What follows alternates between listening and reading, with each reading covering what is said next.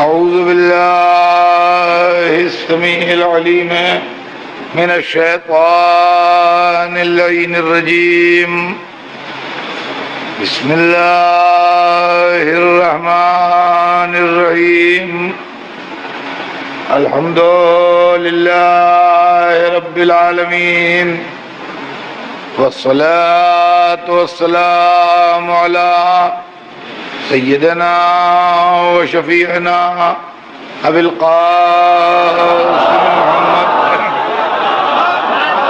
وآله الطيبين الطاهرين المعصومين ولعنة الله على أعدائهم أجمعين من يومنا هذا إلى يوم الدين.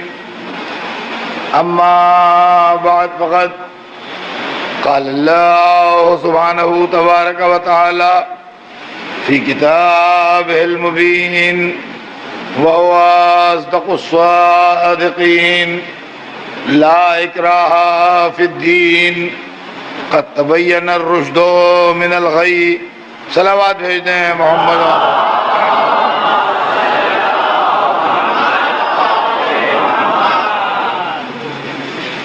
ارشاد اقدس سے جناب رب العزت ہے کہ دین کے معاملے میں کوئی جبر نہیں ہے، دین کے مسئلے میں کوئی زبردستی اور زیادتی نہیں ہے.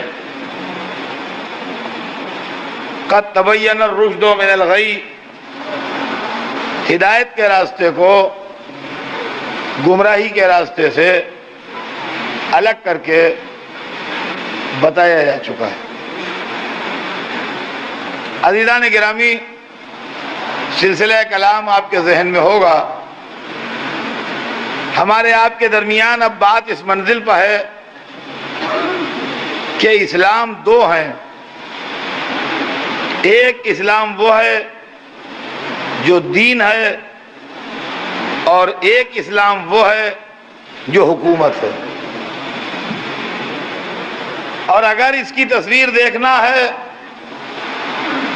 تو 10ویں محرم سن 61 ہجری کو کربلا کے میدان میں آ کے دیکھ لیجئے، جہاں دونوں اسلام آمنے سامنے کھڑے ہیں. یہ بھی اپنے کو مسلمان کہتے ہیں، وہ بھی اپنے کو مسلمان کہتے ہیں، دونوں اسلام کے دعوے دار ہیں اور دونوں میدان میں ایک دوسرے کے سامنے ہیں. یہ دو اسلام نہیں ہیں، یہ دو راستے ہیں. ایک ہدایت کا راستہ ہے اور ایک ضلالت کا راستہ ہے. ایک حق کا راستہ ہے اور ایک باطل کا راستہ ہے. اب انسان کو اختیار ہے، چاہے حق کے راستے پر چلا جائے چاہے باطل کے راستے پر چلا جائے. یہ کہنے سے کام بننے والا نہیں ہے کہ جناب ہم ان باتوں میں پڑھتے ہی نہیں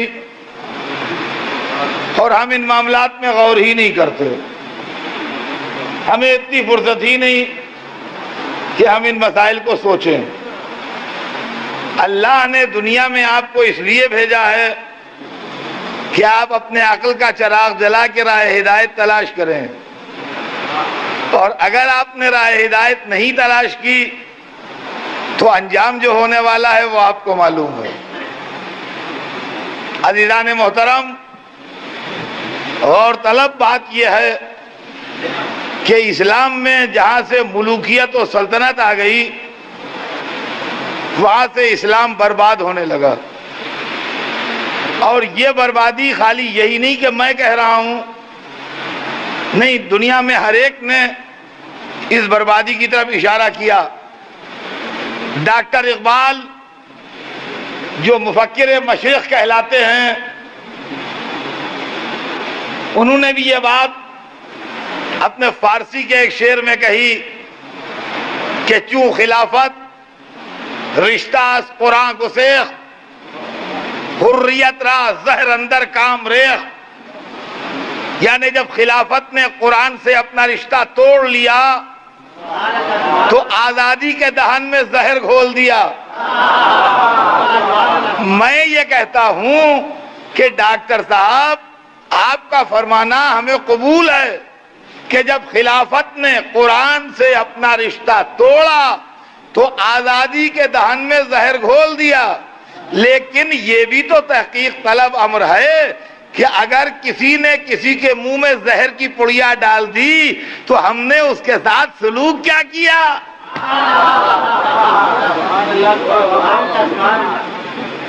اور ہم نے زہر کھلانے والوں کو کیسا سمجھا؟ یہ غور طلب بات۔ مشہور عالم بر صغیر کے مولانا مودودی نے بھی خلافت و ملوکیت نام کی کتاب لکھ کے اس کے اندر صاف لکھ دیا کہ خلافت راشدہ کے بعد اسلام حکومت میں تبدیل ہو گیا اور ملوکیت میں تبدیل ہو گیا، اور دین سلطنت کا لباس پہن کے آ گیا دنیا میں۔ مشہور رائٹر عرب کا مصری رائٹر ڈاکٹر طہ حسین اپنی کتاب الفتنۃ الکبریٰ میں بھی وہی لکھتا ہے جو مولانا مودودی نے خلافت و ملوکیت میں لکھا ہے۔ اس کا مطلب یہ ہے کہ دنیا کے اچھے اچھے رائٹر اور اچھے اچھے دانشور اس بات کے اوپر متفق ہیں کہ رسول اللہ کی رحلت کے تھوڑے دنوں کے اندر، یعنی آپ کے دنیا سے جانے کے 30 برس کے اندر اندر دین ختم ہو گیا اور ملوکیت و سلطنت آ گئی۔ آج اسلام میں جو پرابلمز ہیں، جو مشکلیں ہیں، جو اسلام کی امیج بگڑی ہوئی ہے، جو مسلمانوں کے ساتھ تکلیفیں اور پریشانیاں ہیں، وہ اس بنیاد پر ہیں کہ یہ مذہب کا کیا دھرا نہیں ہے جو ہم آپ بھگت رہے ہیں، بلکہ یہ سلطنتوں کا کیا دھرا ہے جو ہم آپ بھگت رہے ہیں۔ تو کیا مسلمانوں کا یہ فرض نہیں ہے کہ وہ عالم اسلام کے مسائل کو بیٹھ کے غور کریں اور یہ دیکھیں کہ اس کے اندر غلطی کہاں کہاں پر ہوئی ہے، اور جو لوگ غلطی کے ذمہ دار ہیں ان کو اسلام سے نکال باہر کریں تاکہ اسلام اپنی صحیح شکل میں واپس آئے؟ جو بات میں کہہ رہا ہوں یہ اپنی ذات کے لیے نہیں کہہ رہا ہوں، اس دین کے لیے کہہ رہا ہوں جس کے آپ ماننے والے ہیں، اور اس مذہب کے لیے کہہ رہا ہوں جس کے آپ کلمہ پڑھنے والے ہیں۔ ہم آنکھیں بند کیے بیٹھے رہیں، جو ہو رہا ہے ہونے دیجئے، منہ سے نہ بولیے، آنکھیں نہ کھولیے، ورنہ دل کے آپ جینوں کو ٹھیس لگ جائے گی۔ ارے کس کے لیے ہم مروت کریں؟ جو اسلام کے نہ ہوئے ہم ان کے ہو کے کیا کریں گے؟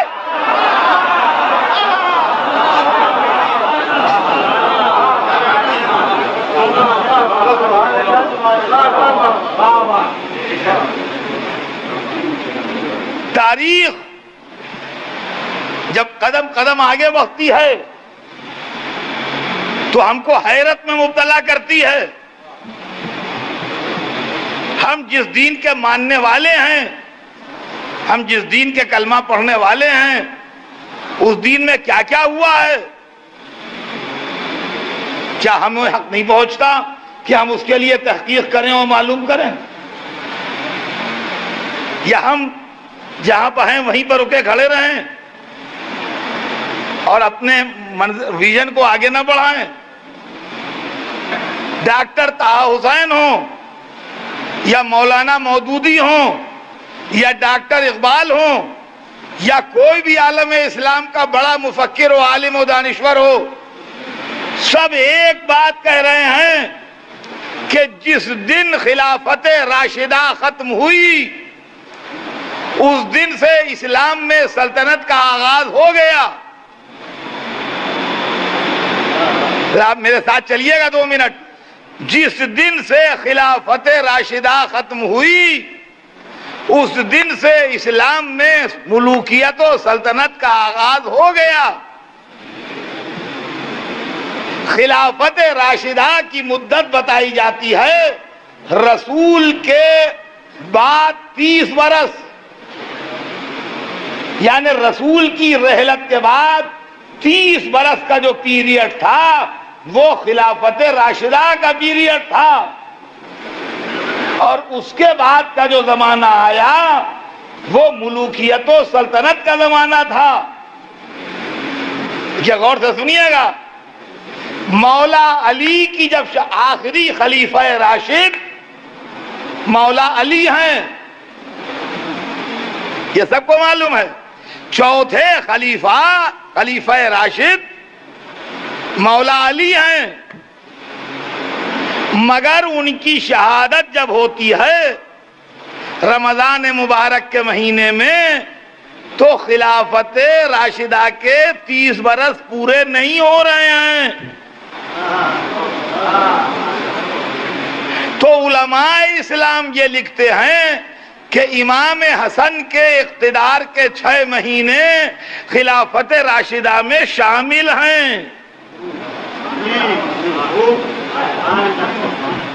اور جس دن امام حسن نے صلح کی خلافت راشدہ اس دن ختم ہوئی۔ کاش میں اس چھوٹی سی بات کو اپنے مجمع کو جہاں جہاں آواز جا رہی ہے سمجھا لے جاؤں۔ جب مولا علی شہید ہوئے تو اس وقت 30 برس پورے نہیں ہو رہے تھے، تو علماء اسلام نے یہ لکھا کہ امام حسن جو فرزند رسول ہیں ان کے زمانے اقتدار کو بھی ہم اس میں ایڈ کرتے ہیں، اور جس دن انہوں نے صلح کی وہ دن خلافت راشدہ کے خاتمے کا تھا۔ اس چیز نے ہمارے ذہن میں انقلاب برپا کر دیا، اس لیے انقلاب برپا کر دیا کہ اگر مولا علی کی شہادت کے دن خلافت راشدہ ختم ہو جاتی تو ہم یہ سوچتے کہ بھائی جب دنیا میں کوئی راشد رہا ہی نہیں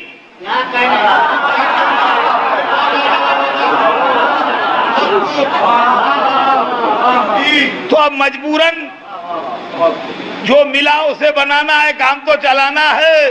مگر جب یہ مورخین نے لکھا کہ جس دن حسن نے صلح کی اس دن خلافت راشدہ ختم ہوئی تو ہمارے دماغ میں یہ فکر پیدا ہوئی کہ وہ امت جو راشد کے ہوتے ہوئے غیر راشد کے ہاتھ پر بیعت کرے۔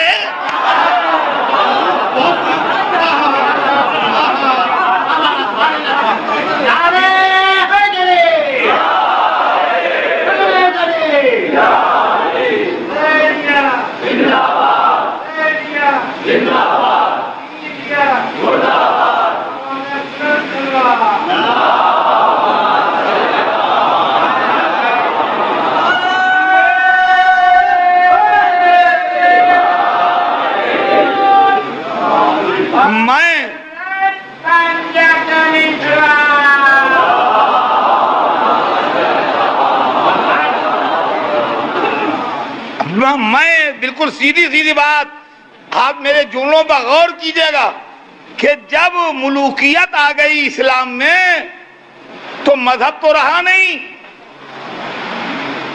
جب ملوکیت آ گئی تو مذہب تو رہا نہیں، مگر اسلام تو آج بھی ہے۔ تو اس کا مطلب یہ ہے کہ 2 لائنیں ہو گئیں، ایک وہ جو حکومت چلا رہے ہیں اور ایک وہ جن کے پاس اسلام کی دولت ہے۔ تو اب ڈھونڈیے یہ 2 کون ہیں؟ ہمیں بخدا اس سے کوئی دلچسپی نہیں ہے کہ حکومت کون لے جائے، حکومتیں ہمیشہ ظالموں قاتلوں کے پاس رہیں۔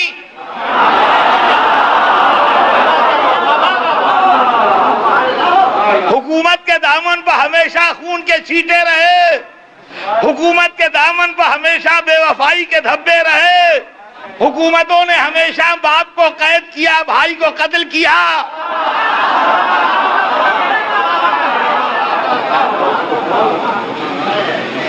ہمیں نہ کسی حکومت کی صفائی دینا ہے، نہ کسی حکومت سے لینا دینا ہے، اس لیے کہ مذہب ہم مانتے ہیں آخرت کے لیے، آخرت کے لیے مذہب مانتے ہیں، حکومت ہمیں محشر میں بخشوانے نہیں آئے گی، ہمیں بخشوانے محشر میں مذہب آئے گا۔ تو ہمیں ان چہروں کی تلاش ہے جن کے پاس مذہب ہے۔ کیوں میرے دوستو؟ ہمیں بنی امیہ کے کردار سے بحث نہیں، وہ ویسا ہی ہوگا جیسا عام بادشاہوں کا کردار ہے۔ ہمیں بنی عباس کے چال چلن سے بحث نہیں، وہ ویسا ہی ہوگا جیسا بادشاہوں کا چال چلن ہوتا ہے۔ ہمیں کیا لینا دینا ان سے؟ لیکن ہمیں مذہب سے لینا دینا ہے۔ تو اسلام وہاں سے تو چلا گیا، اس لیے کہ ڈاکٹر اقبال کہہ چکے کہ خلافت نے رشتہ قرآن سے توڑ لیا، تو خلافت توڑ لے رشتہ، ہم تو توڑیں گے نہیں۔ تو اب ہمیں یہ دیکھنا ہے کہ قرآن کا رشتہ کس سے جڑا رہا۔ یزید تخت اقتدار پر تھا اور ڈاکٹر اقبال کہتے ہیں کہ خلافت نے رشتہ قرآن سے توڑ لیا، اس کا مطلب یزید کا رشتہ قرآن سے ٹوٹ چکا تھا۔ یزید کا رشتہ قرآن سے بقول ڈاکٹر اقبال ٹوٹ چکا تھا۔ تو اب ہمیں قرآن کو دیکھنا ہے کہ قرآن کا رشتہ کس سے جڑا رہا۔ اب اگر آپ کو دیکھنا ہے کہ قرآن کا رشتہ جڑا کس سے رہا تو دیکھیے نیزے پر کوئی قرآن تو نہیں پڑھا۔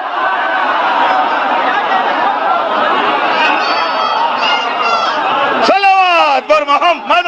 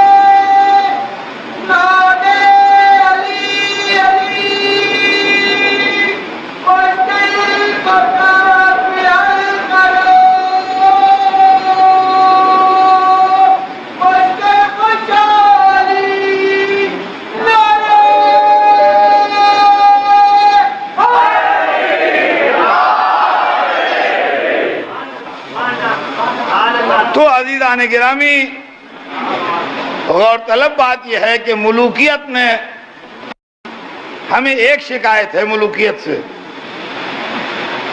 ورنہ ہم زمانے بھر کے بادشاہوں کے پیچھے کہاں دوڑتے پھریں گے، اور ان کے چال چلن اور ان کے کیریکٹر اور ان کی راتیں اور ان کے دن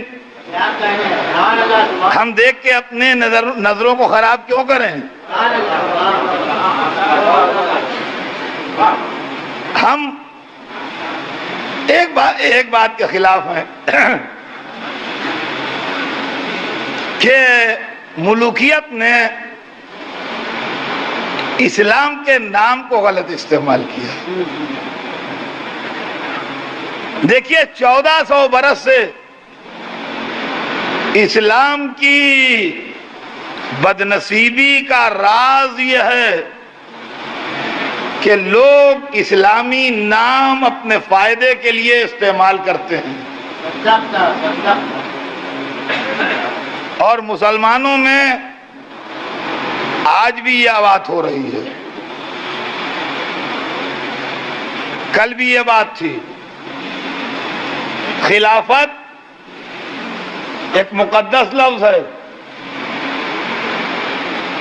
خلافت ایک مقدس لفظ ہے۔ اللہ نے جناب آدم کے لیے فرمایا انی جاعل فی الارض خلیفہ، جناب آدم نبی تھے تو خلافت ایسی لفظ ہے جو نبیوں کے لیے استعمال ہوئی. اللہ نے جناب داؤد کے لیے استعمال فرمائی یہ لفظ. ارشاد ہوا یا داؤد انا جعلناک خلیفتن فی الارض، ہے داؤد ہم نے تم کو زمین پر خلیفہ بنایا. جناب داؤد نبی تھے تو معلومہ خلافت ایک لفظ مقدس ہے جو جناب آدم اور جناب داؤد جیسے پیغمبروں کے لیے استعمال ہوئی. اسلام آنے کے بعد لفظ خلافت کا مطلب ہوا جانشین رسول، سکسیسر آف پرافٹ، نائب مصطفیٰ، پیغمبر کی جگہ پر بیٹھنے والے. تو اس کے اندر تقدس ہے کہ نہیں، پاکیزگی ہے کہ نہیں؟ ہمارا صرف یہ کہنا ہے کہ جن حضرات نے بادشاہتوں کی کرسیاں سنبھالی اگر اتنا احسان اسلام پر کرتے کہ فرما دیتے کہ میں بادشاہ ہوں خلیفہ نہیں ہوں، آپ یقین مانیے ہمارا کوئی جھگڑا ہی نہیں ہوتا، ہمارا کوئی جھگڑا ہی نہیں ہوتا. اس لیے کہ آپ مذہبی ذمہ داری سے الگ ہو جاتے، کہتے ہوئے ہم بادشاہ ہیں. آپ نے اپنے لیے لفظ خلیفہ استعمال کیا اور غضب یہ کیا کہ لفظ امیر المومنین استعمال کیا. کیوں عزیزان گرامی؟ آپ مجھے انصاف سے بتائیے کہ رسول اللہ کے 50 برس کے اندر جب یہ لفظ یزید کے نام کے ساتھ استعمال ہو رہا ہو، امیر المومنین یزید، امیر المومنین مروان، امیر المومنین ولید، امیر المومنین ہشام، بنی امیہ کے بد کردار بادشاہوں کے لیے لفظ امیر المومنین استعمال ہوا، تو یہ امیر المومنین لفظ اسلام کی توہین ہو رہی ہے کہ نہیں؟ دیکھیے ہمارے پاس یہ لفظ ہے مگر کتنے احترام کے ساتھ ہے. ہمارے پاس یہ لفظ ہے مگر کتنے احترام کے ساتھ ہے. آپ جانتے ہیں ہمارے یہاں امیر المومنین کون ہے؟ امیر المومنین علی، جو کعبے میں پیدا ہوا وہ امیر المومنین، جو رسول کی گود میں پلا وہ امیر المومنین، جس نے دعوت عشیرہ میں نصرت کا وعدہ کیا وہ امیر المومنین، جو شب ہجرت بستر رسول پر سویا وہ امیر المومنین، جو فاتح بدر و خندق و خیبر وہ امیر المومنین، جس کے لیے ذوالفقار آئی وہ امیر المومنین، جو کل ایمان بنا وہ امیر المومنین، جس کے لیے قرآن میں آیتیں وہ امیر المومنین، جس کے لیے رسول کی حدیثیں وہ امیر المومنین، جس کو رسول نے بیٹی دی وہ امیر المومنین، جو خطیب منبر سلونی وہ امیر المومنین، جس پر خدائی کا دھوکہ ہوا وہ امیر المومنین.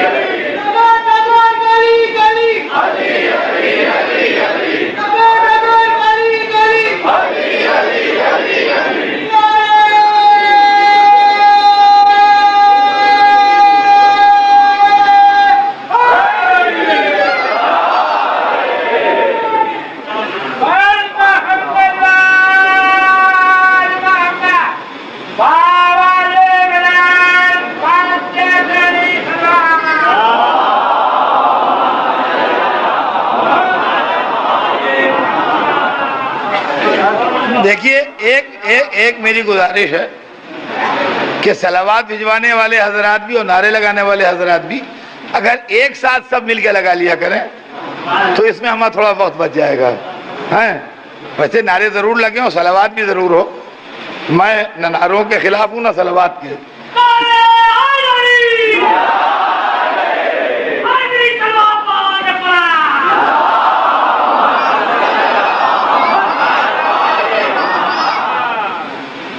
تو عزیزان گرامی، لفظ امیر المومنین کی عظمت کا احساس ہوا آپ کو کہ امیر المومنین. اچھا، بادشاہ کا لباس لے جا کے کسی مسخرے کو پہنا دیجئے،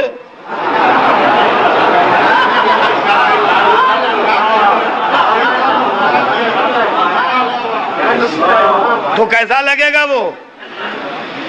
اب جو دنیا یہ خطاب لے گئی تو جو حسین کو قتل کرے وہ امیر المومنین، جو کعبے پر آگ برسائے وہ امیر المومنین، جو مدینے کو تاراج کرے وہ امیر المومنین، جو شراب کے حوض میں غوطے لگائے وہ امیر المومنین، جو حرام و حلال میں تمیز نہ کرے وہ امیر المومنین، جو کردار کا بگڑا ہوا ہو وہ امیر المومنین، جس کی سیرت کچھ نہ ہو وہ امیر المومنین. تو کیا دنیا نہ سوچے گی جب امیر ایسا ہے تو مومنین کیسے ہوگا؟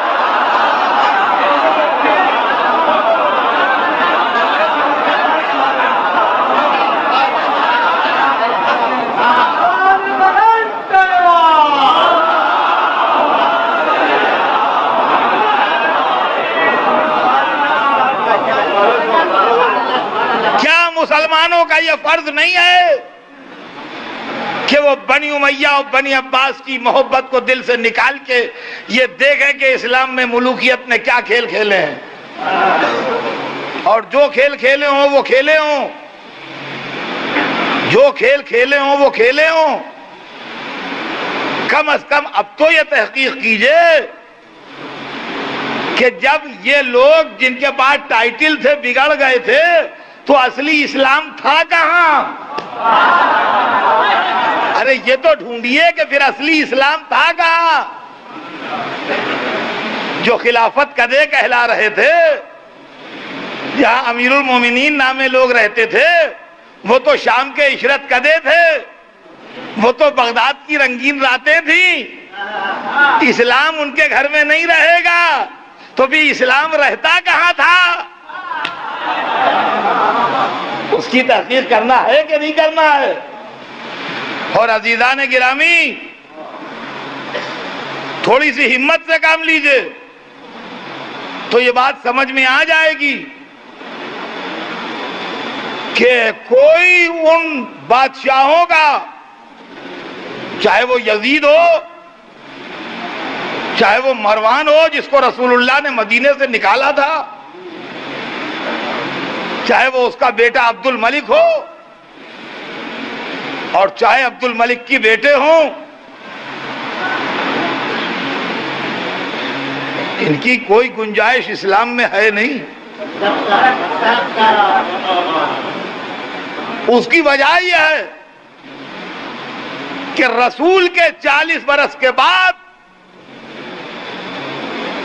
منبروں کے اوپر خلیفہ راشد، داماد رسول، صحابی محترم حضرت علی کے لیے نازیبہ کلمے استعمال ہوئے.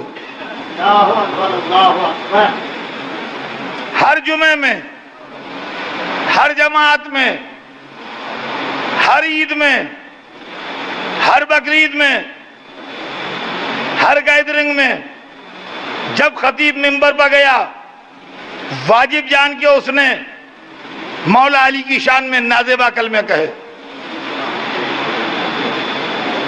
غور طلب بات یہ ہے کہ یہ ہسٹوریکل فیکٹ ہے جس سے کوئی انکار نہیں کر سکتا. یہ سوچنے کی بات ہے کہ یہ کون لوگ گھس آئے تھے اسلام میں جو علی کو منبروں پر برا کہہ رہے تھے. اس لیے کہ اسلام میں 3 گروپ ہیں. یا مسلمان شیعہ ہیں جو امامت کو مانتے ہیں، یا مسلمان سنی ہیں جو خلافت راشدہ کو مانتے ہیں، یا مسلمان صوفی ہیں جو پیران طریقت کو مانتے ہیں۔ شیعوں کے پہلے امام علی ہیں، لہذا کوئی شیعہ علی کے خلاف بولنا پسند نہیں کر سکتا۔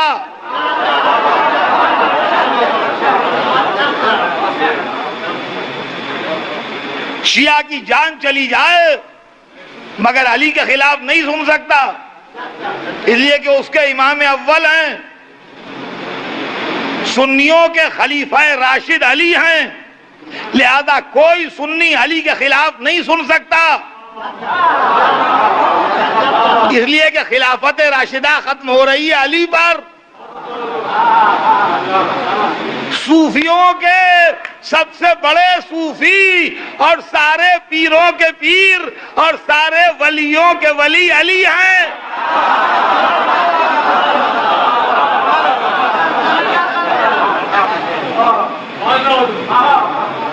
تو کوئی صوفی، سب سے بڑے صوفی، سب سے بڑے پیر، سب سے بڑے ولی کی شان میں گستاخی پسند نہیں کر سکتا۔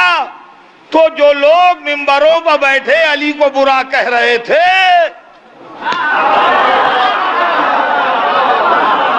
اور جو مجمع علی کو برا سن رہا تھا، نہ یہ شیعہ تھے، نہ یہ سنی تھے، نہ یہ صوفی تھے، پھر یہ تھے کون؟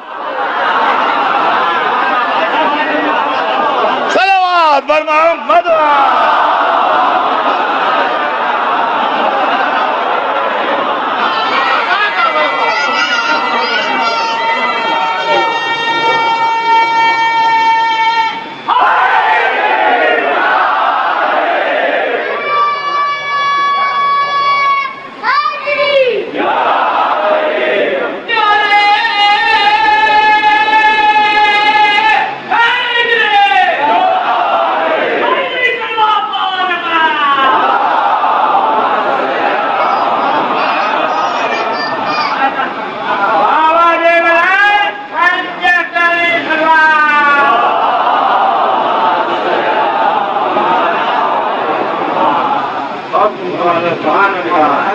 ملوکیت نے اسلام میں جو گل کھلائے ہیں، سلطنت و اقتدار نے اسلام کو جتنا بدنام کیا ہے، آج اسی کا نتیجہ ہے، ملوکیت کے دیے ہوئے کلچر کا یہ اثر ہے کہ آج ساری دنیا میں مسلمان اس طرح نکو بنا گھوم رہا ہے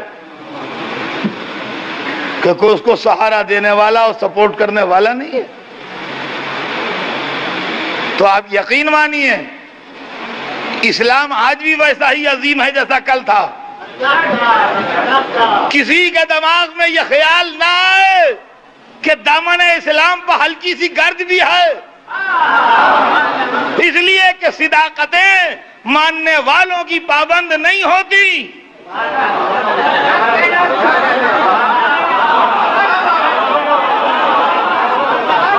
اسلام ایک صداقت ابدی ہے۔ سچائی چاہے ساری دنیا مل کے سچ بولے تو سچائی کا عروج نہیں ہے، اور ساری دنیا مل کے جھوٹ بولے تو سچائی کا زوال نہیں ہے۔ اگر ساری دنیا مل کے سچ بولے تو یہ انسانی کردار کا عروج ہے کہ وہ سچا ہو گیا، اور اگر ساری دنیا مل کے جھوٹ بولے تو یہ انسانی کردار کا زوال ہے کہ وہ جھوٹا ہو گیا۔ سچائی ایک آفتاب ہے جو ہم سے بہت اوپر چمک رہا ہے، اسی طریقے سے اسلام ایک آفتاب ہے جو ہم سے بہت اوپر چمک رہا ہے۔ اب جو حالات ہیں یہ ملوکیت کی دین ہے۔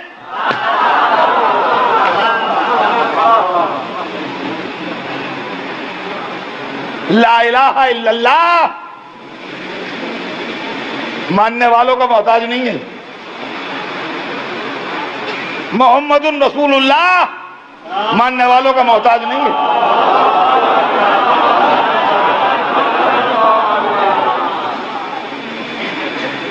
مکے میں ایک دن وہ بھی تھا جب رات کی تنہائی اور تاریکی میں سرکار دو عالم اپنا وطن چھوڑ کے ہجرت کر رہے تھے، تو کیا اس دن وہ چھوٹے رسول تھے؟ اور ایک دن وہ بھی تھا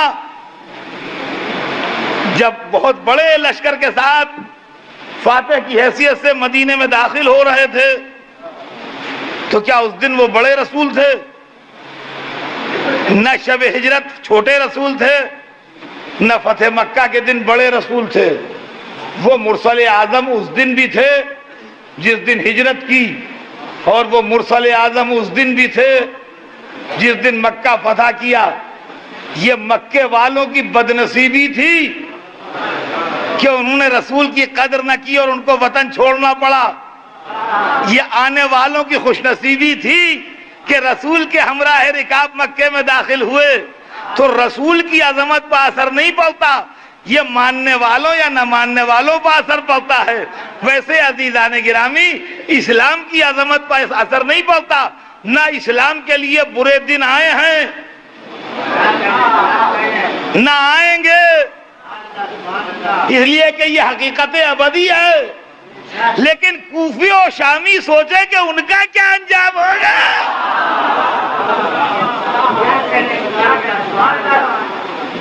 یہ ہے مسئلہ، یہ ہے مسئلہ عزیزان گرامی، مسئلہ اور کچھ نہیں ہے۔ آج غور کیجئے کہ مذہب میں جو تعلیم ہے وہ برداشت کی ہے، مذہب میں جو تعلیم ہے وہ ٹالرنس کی ہے، مذہب میں جو تعلیم ہے وہ جیو اور جینے دو کی ہے، مذہب میں جو تعلیم ہے وہ اچھے اخلاق کی ہے۔ خدا نے اپنے رسول کو جو میسج دیا ہے وہ ہے ادعو الی سبیل ربک بالحکمت والموعظۃ الحسنہ، اپنے پروردگار کے راستے کی طرف بلاؤ حکمت کے ساتھ اور موعظہ حسنہ سے۔ یہ نہیں کہا کہ تلوار لے کے، تلوار کا کلچر ملوکیت نے دیا ہے، اسلام کا نہیں ہے۔ عزیزان گرامی، آج میں آپ کے سامنے اور آپ کے سامنے کیا جہاں جہاں میری آواز جا رہی ہے، میں لوگوں کے ضمیر کو جھنجھوڑ رہا ہوں، میں لوگوں کی فکر سے اپیل کر رہا ہوں کہ میری باتوں کو گروہی اور فرقہ بندی کے حساب سے نہ دیکھیں، میری باتوں کو اسلام کے تناظر میں دیکھیں۔ میں آپ کے سامنے دو تصویریں پیش کرنا چاہتا ہوں اور آپ سے اور جگہ جہاں میری آواز جا رہی ہے ان سب سے میں یہ کہوں گا کہ آپ اس میں سے کون سی تصویر کو اسلام سمجھتے ہیں اور کون سی تصویر کو اپنے گھر میں لگانا چاہتے ہیں اور کون سی تصویر کو اپنے گھر سے باہر پھینکنا چاہتے ہیں۔ سنیے گا، عرب کا ڈیزرٹ ہے، آپ میری طرف متوجہ رہیے، منظر دیکھ لیجیے گا، میں آپ کے سامنے تصویریں بنا کے پیش کر دوں گا اپنے ڈسکرپشن سے۔ عرب کا ڈیزرٹ ہے، عراق کا ملک ہے، دوپہر ہے، سورج آگ اگل رہا ہے، زمین دہک رہی ہے، ایک قافلہ مکے کی طرف سے کوفے کی طرف بڑھ رہا ہے،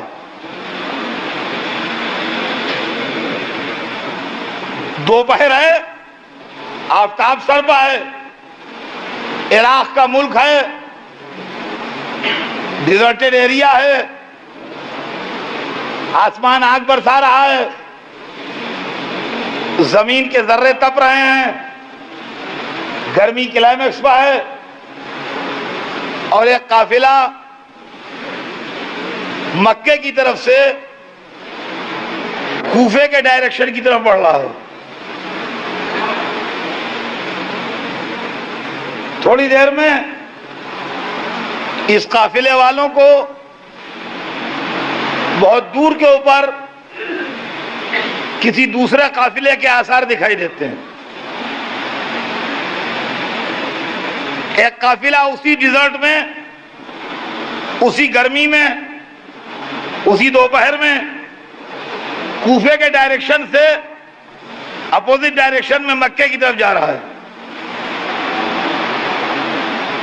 دونوں قافلے چل رہے ہیں، فاصلہ گھٹ رہا ہے، قافلے ایک دوسرے سے قریب آ رہے ہیں.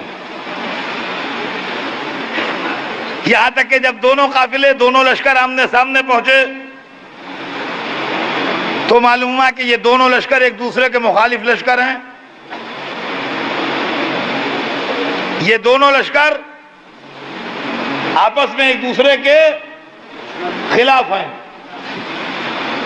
وہ قافلہ جو کوفے سے مکے کے ڈائریکشن میں آ رہا تھا وہ تعداد میں تو زیادہ تھا مگر بے انتہا پیاسا تھا.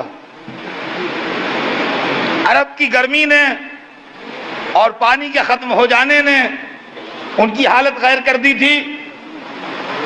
ان کی زبانیں منہ سے باہر نکلی ہوئی تھیں. ان کے جانور پیاس کی وجہ سے بے حال ہو رہے تھے اور ان کے ہوش حواس صحیح نہیں تھے.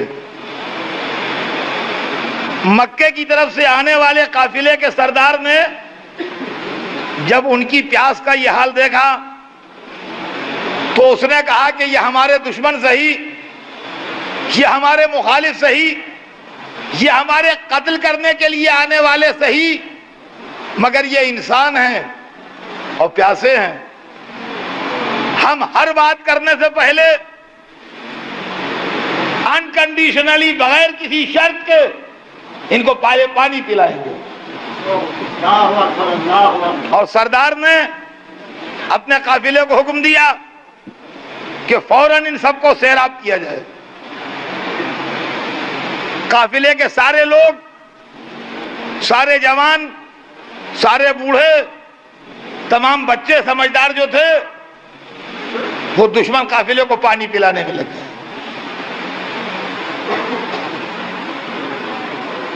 اور منٹوں میں پیاسے قافلے کو سیراب کر دیا. اس موقع پر ایک تاریخ میں ایک نام ہے علی ابن طعان محاربی. وہ کہتا ہے کہ میں بہت پیاسا تھا، مجھے 2 مرتبہ مشق دی گئی مگر میں نے اتنی بوکھلاہٹ میں اس کو کھولا اس لیے کہ میرے ہوش حواس صحیح کام نہیں کر رہے تھے پیاس کے مارے کہ مشق کا پورا پانی بہہ گیا اور میں پی نہیں پایا. وہ کہتا ہے کہ ایک بزرگ کرسی پر بیٹھے ہوئے تھے اور وہ یہ منظر دیکھ رہے تھے. وہ خود اٹھے، انہوں نے مشق اتاری، اس کا دہانہ کھولا، اپنے ہاتھ سے بڑے پیار سے مجھے پانی پلایا، یہاں تک کہ میں سیراب ہو گیا اور میرا وہ اضطراب دور ہو گیا. وہ کہتا ہے بعد میں جب میں نے تحقیق کی کہ یہ بزرگ کون تھے جو کرسی پر بیٹھے تھے اور اٹھ کے انہوں نے مجھے پانی اس طرح پلایا تو لگا انہی کا نام حسین ابن علی ہے اور یہ اس قافلے کے سردار ہیں. جب آدمی سیراب کر لیے گئے تو ابھی پانی پلانے کا سلسلہ رکا نہیں، بلکہ سردار نے حکم دیا کہ جانور بھی زیرو ہوتے ہیں اور پیاس کی تکلیف ان کو بھی ہوتی ہے، لہذا آپ ان کے قافلے کے جانوروں کو پانی پلاؤ. اور قافلے کے جتنے جانور تھے، گھوڑے اور اونٹ وغیرہ، ان کو بھی سیراب کر دیا گیا. یہ ایک تصویر ہے. اس کے بعد کوئی گفتگو ہوگی، اس کے بعد بات چیت ہوگی، اس کے بعد نیگوسیشنز ہوں گے، مگر پہلے انسان کو پانی پلا دو اگر پیاسا ہے. یہ ایک تصویر ہے، دیکھ لیجئے اچھی طرح اس کو. اب آئیے دوسری تصویر. اس واقعے کے ٹھیک 10 دن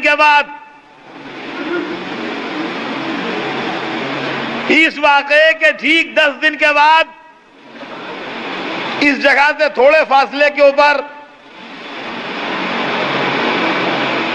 وہی عرب کا ڈیزرٹ ہے، وہی آگ اگلتا سورج ہے، وہی دہکتا ریگستان ہے، سارا ماحول وہی ہے۔ جو لشکر 10 دن پہلے پیاسا آیا تھا، اب بہت بڑی تعداد میں اس کے سپورٹر آ گئے ہیں، اور وہ ایک بہت بڑے لشکر کی تعداد میں تبدیل ہو گیا ہے۔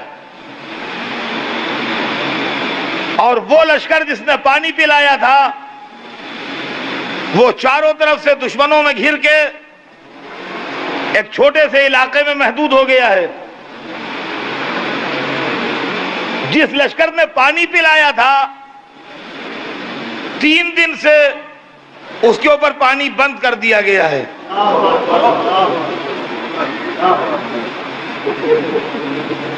چوتھے دن صبح سے لڑائی ہو رہی ہے، اور پانی پلانے والے لشکر کے لوگ بھلے بڑی جمع مردی اور بڑی بہادری سے لڑ رہے ہیں، مگر چونکہ تعداد میں بہت کم ہیں، لہذا قریب قریب سب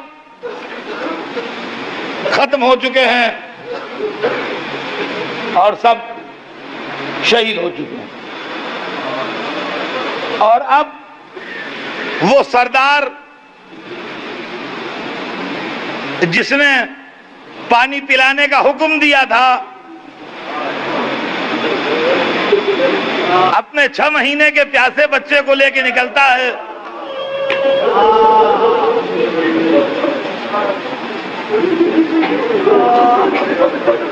سنیے گا اور کلیجہ تھام کے سنیے گا۔ وہی سردار اپنے 6 مہینے کے بچے کو لے کے نکلتا ہے اور کہتا ہے کہ یہ 3 دن سے پیاسا ہے۔ اب اتنا چھوٹا بچہ اس سے زیادہ پیاس کی تکلیف برداشت نہیں کر سکتا، یہ مر جائے گا، تم اس کو تھوڑا سا پانی پلا دو۔ اور اگر تم لوگ یہ سمجھتے ہو کہ اس کے بدلے میں لے کے پی لوں گا، تو ایسا نہیں ہے۔ تم آؤ میرے پاس، میں تم پر بھروسہ کروں گا، اس کو لے جاؤ، اپنے ہاتھ سے پانی پلا دو، پھر لا کے مجھے واپس کر دو۔ جس سردار نے پانی پلایا تھا، 10 دن کے بعد وہ ان لوگوں سے کہہ رہا ہے جن کی طرف پورا دریا بہہ رہا ہے، یہ ایک 6 مہینے کے بچے کے لیے پانی کا سوال ان لوگوں سے ہے جن کی طرف پورا دریائے فرات بہہ رہا ہے۔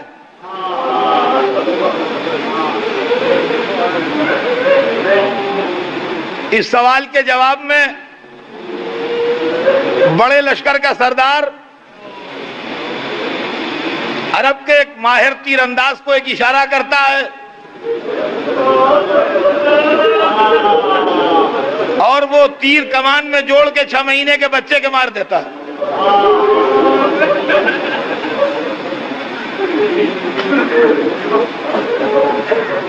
پانی پلانے والا سردار اتنا شریف النفس ہے کہ اس کے بعد بھی پلٹ کے یہ نہیں کہتا کہ کل جب تم پیاس سے مرتے ہوئے آئے تھے تو ہم نے پانی پلایا تھا۔ احسان جتانا اس کے مذہب میں جائز نہیں ہے۔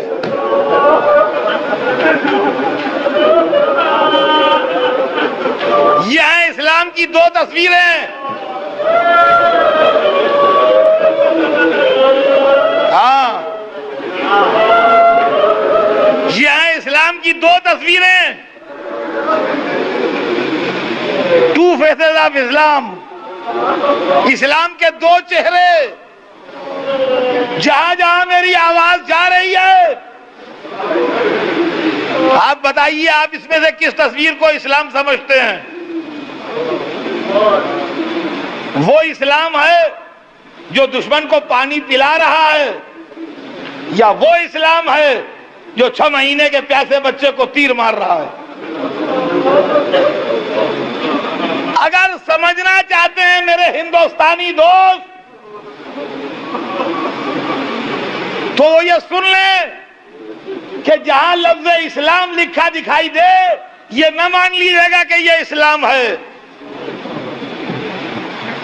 ہو سکتا ہے وہ درندے ہوں جنہوں نے اسلام کی نقابیں اوڑھ رکھی۔ آپ اپنے گھر میں کون سی تصویر لگائیں گے اپنے ڈرائنگ روم میں؟ آپ کس کو اسلام سمجھیں گے؟ جو دشمن کو پانی پلائے ریئل اسلام وہ ہے، یا جو پیاسے بچے کو تیر مار دے ریئل اسلام وہ ہے؟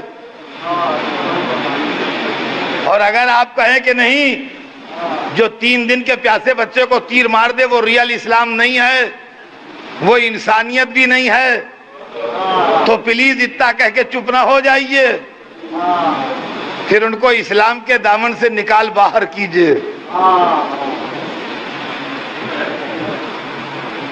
سوچیے گا رات بھر کہ یہ اسلام کے 2 چہروں میں سے کون سا چہرہ اسلام ہے؟ جو علی اصغر کو تیر مار رہا ہے وہ اسلام ہے، یا جو ہر کے لشکر کو پانی پلا رہا ہے وہ اسلام ہے؟ اے حسین، آپ پر سلام ہو، آپ نے اسلام کی عزت رکھ لی، ورنہ یزیدیوں نے اسلام کا بیڑا غرق کر دیا تھا۔ علی اصغر کے گلے پر تیر پڑا، حسین نے ننھی گردن سے تیر کھینچا، چند قطرے خون کے ہاتھ میں آئے، چہرہ اقدس پر ملے، کہا قیامت کے دن اپنے نانا کے سامنے یوں ہی جاؤں گا۔ ننھے بچے کو کلیجے سے لگا کے لائے، خیمے کی پشت پر ننھی سی تربت بنا دی۔ اے علی اصغر کی تربت بنانے والے، تجھ پر لاکھوں سلام، علی اصغر سدھار گئے، صبح قیامت تک کے لیے اسلام۔